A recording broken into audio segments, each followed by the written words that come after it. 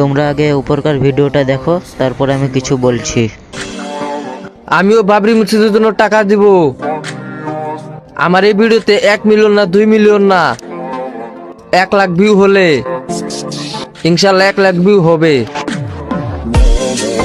তো তোমরা সবই দেখলে। আর হ্যাঁ ভাই, আমি তোকে বলছি, তুই চাইলে বাবরি মসজিদে টাকা দে এবং না দে, সেটা তোর মন। তুই যে এরকম ভাবে ভিডিও বানিয়ে বলছি কি বাবরি মসজিদে আমিও টাকা দেবো 1 লাখ ভিউজ আসলে, তোর কথাটা বলার উদ্দেশ্য কি 1 লাখ ভিউজ না আসলে বাবরি মসজিদে টাকা দিবি না, তাই তো? তাহলে শুন ভাই, তোরা হয়তো জানিস একজন ব্যক্তি 80 কোটি টাকা দিয়েছে বাবরি মসজিদে, তাও নিজের নাম প্রচার করতে মানা করেছে। আর তুই বলছিস টাকা দিব বাবরি মসজিদে 1 লাখ ভিউজ আসলে। আর হ্যাঁ, এরকম ভিডিও অনেকে বানাচ্ছে, তাই আমি বলে দিলাম, তোদের যদি টাকা দেওয়ার ইচ্ছা থাকে তাহলে গোপনে দিবি। আর এরকম ভাবে ভিডিও বানিয়ে যদি বলিস 1 লাখ ভিউজ আসলে টাকা দিব, তাহলে তো ভাই আরোই ভিউজ আসবে না। তো তোরা টাকা দিলেও বাবরি মসজিদ হবে, এন্ড না দিলেও হবে। তুই তোর স্বার্থের জন্য আল্লাহর ঘরে টাকা দিবি। আর আল্লাহ আমাদেরকে এবং কি পুরো দুনিয়াকে বিনা স্বার্থতে বানিয়েছে। আর হ্যাঁ ভাই, তো আগে কি বলবি ভেবে চিন্তে বলিস।